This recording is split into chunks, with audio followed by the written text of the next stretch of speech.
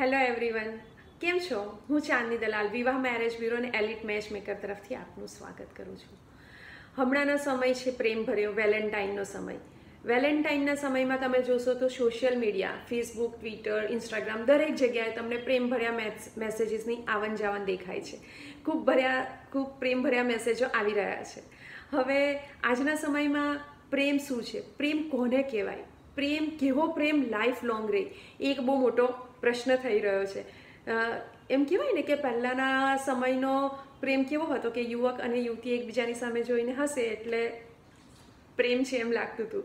પણ આજના સમયમાં યુવક અને યુવતી એકબીજાના ખાસ સેટ કરેલા રિંગટોન મેસેજમાં વાગે એટલે ચહેરા પર એક સ્માઇલ આવે એટલે એને પ્રેમ કહેવામાં આવે છે.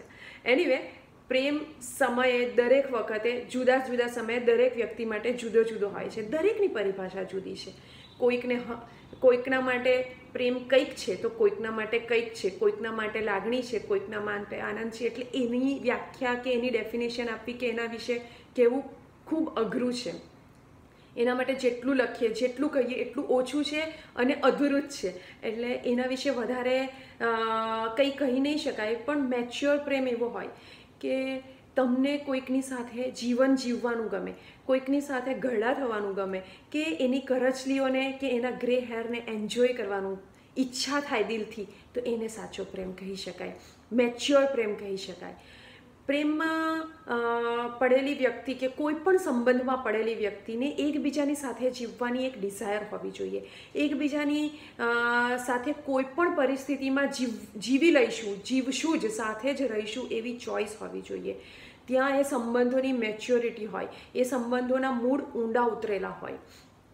કોઈ પણ સંબંધમાં તમે આગળ જાઓ છો તો એ સંબંધ ક્યારે આટલા સરસ વિકસિત થાય, ડેવલપ થાય, તો દરેક સંબંધમાં તમને તમારા સાથી માટે રિસ્પેક્ટ, લાગણી, ટ્રસ્ટ, તમે એમને સ્પેસ આપી શકો એમ ફર્ગિવનેસ હોવી જોઈએ. કે પછી તમે હેલ્ધી કમ્યુનિકેશન એકબીજા સાથે કરી શકતા હોય. આ બધા એસેન્સ જ્યારે ભેગા થાય ને ત્યારે પ્રેમ નામની વાનગી બને છે. અને એ વાનગી જ્યારે બંનેના જીવનમાં હોય ને તો લાઈફ એક સરસ મજાની બની જાય છે. એમ કહેવામાં મને તો કોઈ અતિશયોક્તિ લાગતી જ નથી. પ્રેમ સંબંધમાં તમારી જો વેવલેન્થ ફાઇન મળતી હોય તમારા સાથી સાથે, પાર્ટનર સાથે કે પ્રેમી સાથે, તો લાગણી તો નું ખેંચાણ છે ને આપોઆપ જ આવી જાય. એમાં કોઈ એવી જરૂર નહીં પડે કે કોઈ એક્સ્ટ્રા કેર જાતે નહીં કરવી પડે, એ જાતે જ થઈ જાય. કે જ્યાં મેચ્યોરિટી હોય, અન્ડરસ્ટેન્ડિંગ હોય, તમારી મેન્ટલ લેન્થ મળે ને એટલે તમારી કેમેસ્ટ્રી પણ મળી જ જતી હોય છે, એવું મારું માનવું છે.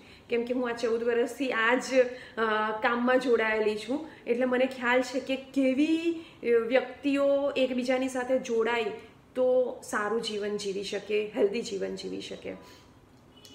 પ્રેમની વાત કરીએ તો પ્રેમની દરેક સમયે જુદી જુદી વ્યક્તિ માટે જુદો જુદો હોય છે, એ આપણે જાણીએ છીએ. પણ કોઈ પણ લાગણી, પ્રેમભરી લાગણી હોય એ કોઈ પણ સમયે એનો ગ્રાફ જુદો જુદો આવે છે. અત્યારે પ્રેઝન્ટ્સમાં જે લાગણી કે કોઈ પણ પ્રેમભરી લાગણી હોય, સુખની હોય, દુઃખની હોય, આનંદની હોય, કોઈ એક્સાઇટમેન્ટ, કોઈ થ્રિલિંગ, કોઈ દુઃખની, કોઈ પણ લાગણી હોય, એની જે ફ્રિકવન્સી હોય તે પ્રેઝન્ટ્સમાં સૌથી ઉપર હોય.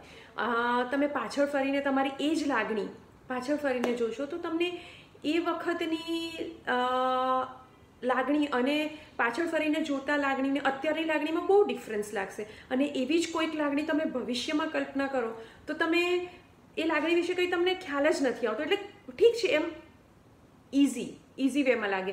એટલે કોઈ પણ ક્ષણ પ્રેઝન્ટમાં એની હાઈ ફ્રિકવન્સી પર હોય છે. એટલે એમ કહી શકાય કે પ્રેમ જે ક્ષણે થાય, જે સમયે થાય, એ ક્ષણે એ સમયે એન્જોય કરવો જોઈએ, માણવો જોઈએ, તો જ એની હાઈ ફ્રિકવન્સી સુધી તમે પહોંચી શકો છો. સમયે એ ચેન્જ થતો હોય છે. બીજી સૌથી અગત્યની વાત, પ્રેમમાં રહેલા વ્યક્તિ હોય, પ્રેમમાં પડેલા વ્યક્તિ હોય, પ્રેમમાં જીવતા વ્યક્તિ હોય, એ સામેના વ્યક્તિને હંમેશા ખુશી, આનંદ આપે છે. એનું શું કારણ? કારણ કે એમને એ આપવાથી એક ખુશી, એમને પોતાને એક આનંદ થાય છે, એક ખુશી મળે છે, એક સેટિસ્ફેક્શન થાય છે. એમને ખુશ કરવા જતાં, એમને આનંદ આપવા જતાં એમને પોતાને આનંદની લાગણી ફીલ થાય છે. એટલે એક બીજાને ખુશી આપે છે, આનંદ આપે છે, એની સાથે સાથે પોતાની જાતને સૌથી વધારે ખુશ કરે છે. એટલે પ્રેમ એ આપણી ખુશહાલ જિંદગીનું એક અદ્ભુત એસેન્સ છે એમ કહી શકાય. સ્ટે ટ્યુન, જલ્દી મળીશું નવા વિષય સાથે. Bye bye. Happy Valentine day.